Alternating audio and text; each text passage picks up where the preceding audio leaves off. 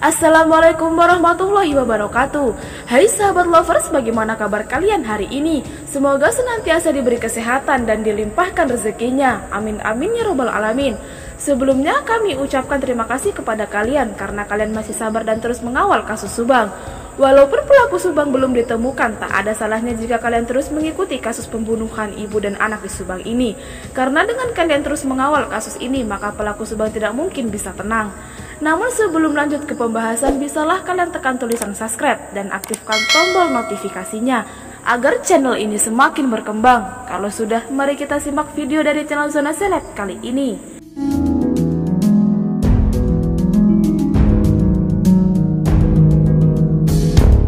Ternyata setelah Amel dan Tuti selesai dihabisi, Yosef dan Mulyana melakukan pertemuan untuk membicarakan hal ini. Sungguh aneh.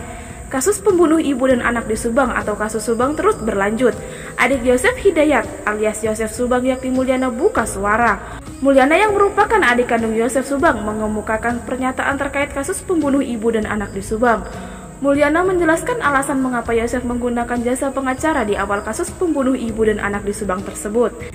Yosef Subang sendiri merupakan suami dan ayah dari Tuti Suhartini dan Amalia Mustika Ratu, korban dari pembunuhan ibu dan anak di Subang.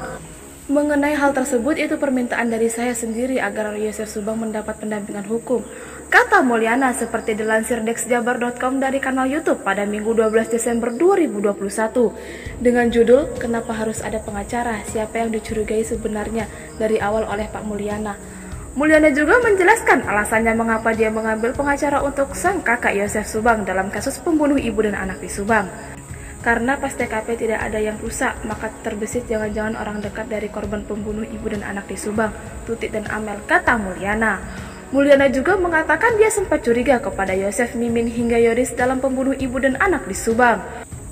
Mulyana juga menjelaskan pertemuannya tanggal 22 Agustus 2021 atau 4 hari pasca kejadian pembunuh ibu dan anak di Subang 18 Agustus 2021.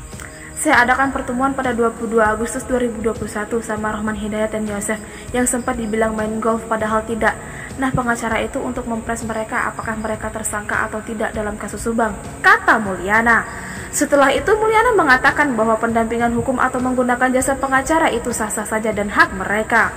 Lebih lanjut dia mengatakan bahwa pendampingan hukum tidak harus orang bersalah termasuk Yosef sendiri. Nah, bagaimana tanggapan kalian? Cantumkan di kolom komentar dan nantikan video dari channel Zona Seleb selanjutnya.